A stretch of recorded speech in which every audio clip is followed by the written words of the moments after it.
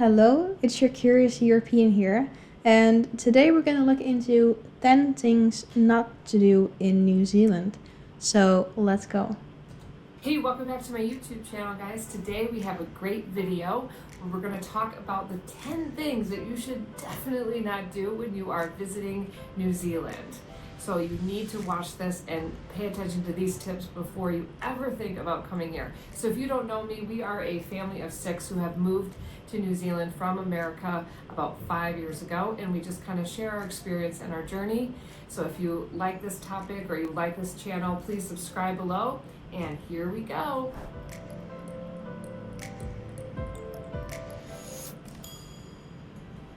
Okay, number 1.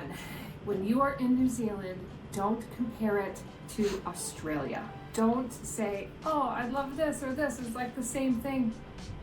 Don't do that. While they are close as siblings, they also are rivals like siblings. So don't compare them too much together. Okay, and number 2.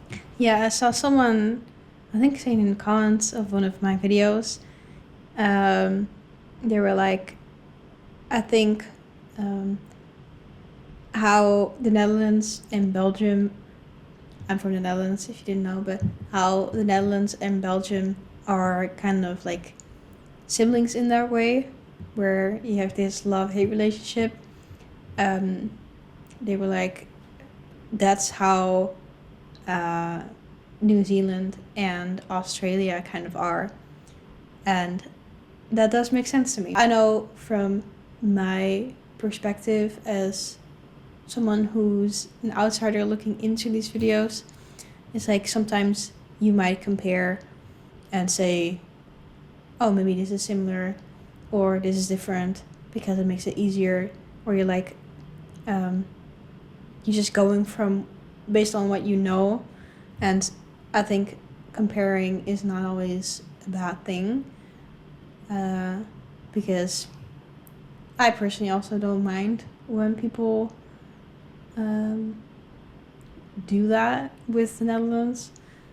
So it's more so when you know what the intention is of the person who does it.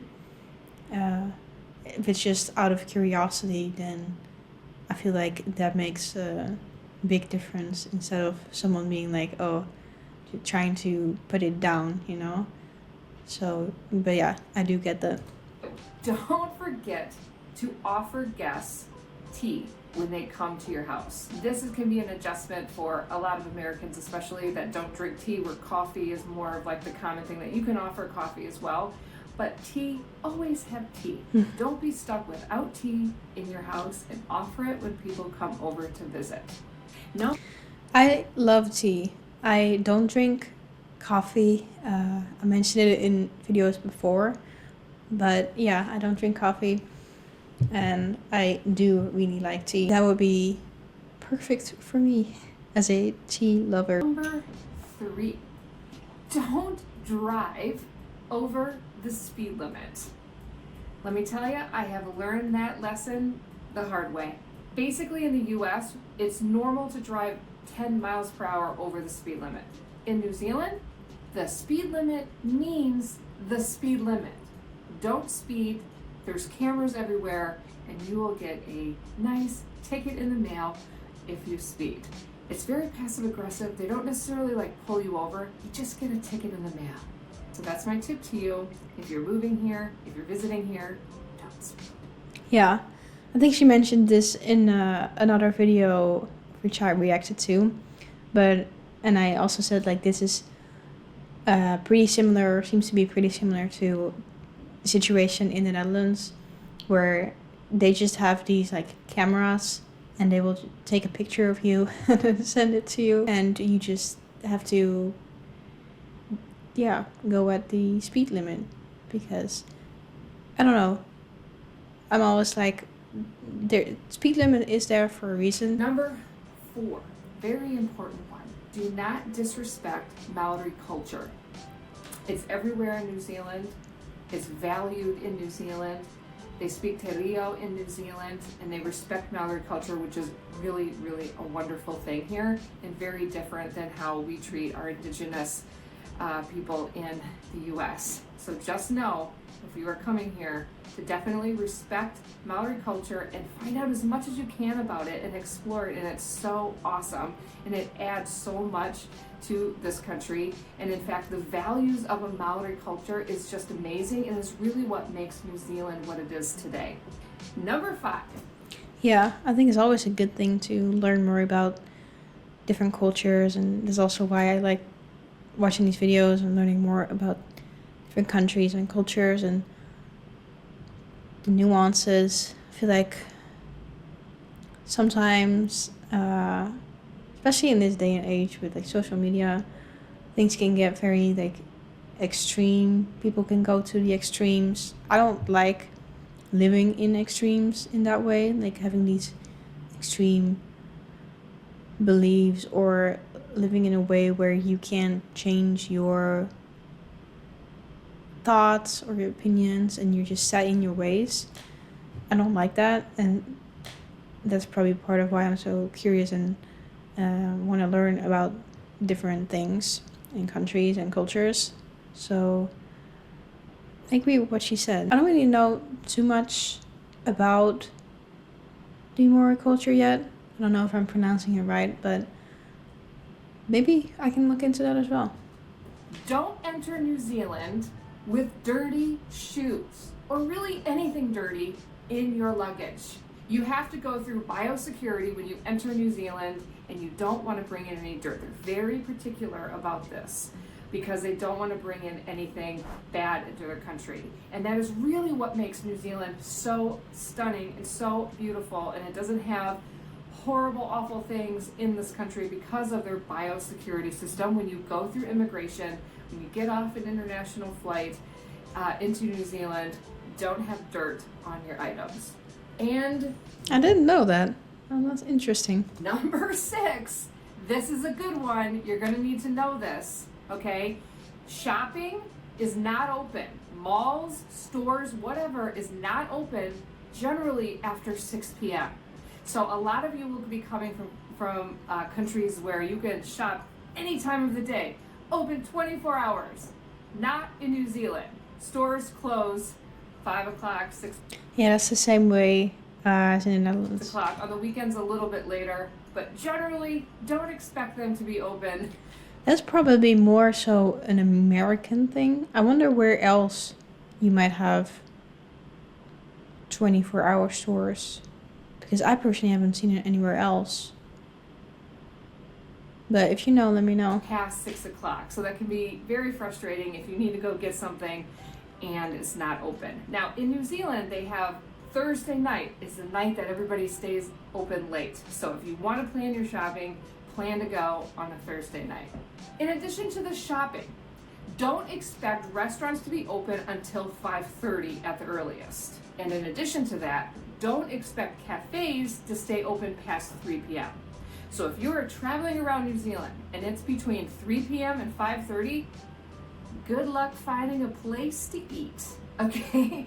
It's weird when you're used to everything being open all the time to everything's not open all of the time. And if you're just kind of stuck in those weird hours, you can find an American restaurant that'll be open, McDonald's, Burger King, Subway.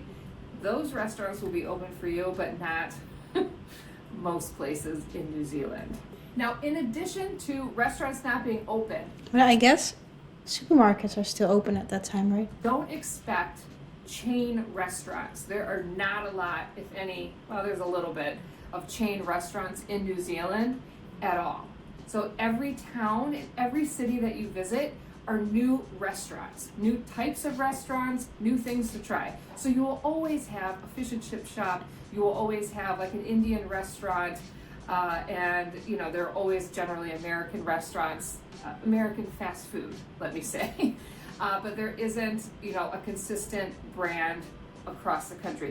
Franchising really isn't a thing here. And so that could be a little bit frustrating when you just want to go and know that something's good. You're not going to know that. You're going to have to try a new place. And that could be very stressful when you come from a country that you're used to chains to now I don't even know what's good here. So there's these 4 different Indian restaurants and I have no idea which one to choose. So Google review is good to check, but just go ahead and try it and be okay if it's not that good. Yeah, again, I feel like that's also more of an American thing. And I can imagine if you're from America, then you're not used to it. But where I'm from, we also don't really have a lot of chain restaurants. You have here like McDonald's and Burger King and all of that. Outside of that, you might have certain restaurants who just have multiple locations. But yeah, most of them are just in one location. But I kind of like it though, because you get to try all these new places, and I guess also if you don't like it, once you know which restaurants you like, you can just go there. So it's kind of the same thing then. So it's really just when you are new to a certain area that you have that problem, I guess. Another good thing to note is don't expect to tip. There's no tipping in New Zealand. In a restaurant, with a service like somebody picking up your bags or hairdresser or any places that you normally tip, you don't tip. The price is the price. So while you may sit down in a restaurant and think, oh, this is expensive, well, keep in mind, there's also no tipping. So no tipping when you're in New Zealand. Number 10, no crowds, okay? There are not a lot of people here, and it's amazing. And so just expect to be around. Yeah, that sounds phenomenal, honestly. No crowds quite often when you're in New Zealand, and it's really great. So if you get to a beach and it's packed with people, go to the next beach. There won't be anybody. It is not uncommon that you can walk along a beach with nobody on it. It's amazing here. I know there's a lot of parts of the world where there's no way to avoid crowds, and that's what makes New Zealand so special, so don't expect crowds. And the last little tip that I want to leave you with is when you go, if you get off of the plane and you're in the airport and you go up saying, I'm going to need a coffee, and you order your coffee, and that barista says to you, sweet as, I'll get that for you. They're saying sweet as, 1S. I hope you enjoyed my video this week, and I will see you next week. So subscribe below if you want to hear more about the differences between living in the US and New Zealand, and just some tips on living in New Zealand from Americans' perspective. Yeah, it does make sense now that the points that she mentioned. That, yeah, she's American, so that's from her perspective. So I feel like, yeah, from my perspective, some of these points weren't that crazy, because we kind of have the same things going on in Europe, where stores are not open 24 hours. In certain countries, they just close during the day as well. Yeah, some of this was pretty normal to me. It wasn't really shocking, but it is interesting to hear about from, yeah, this American perspective on these points, and also makes you think how